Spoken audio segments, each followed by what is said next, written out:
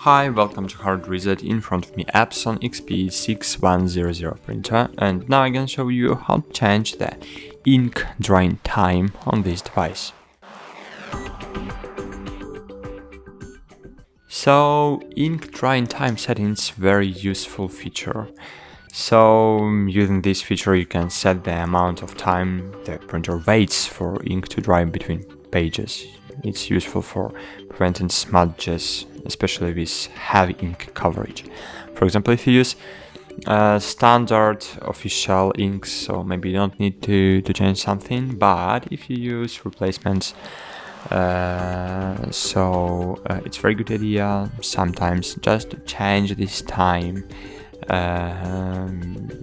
You can make this time longer or shorter. So cool. So firstly you should open settings, then scroll down and find your printer settings, scroll down again and find your ink drying time, and you can change it from standard to long or longer.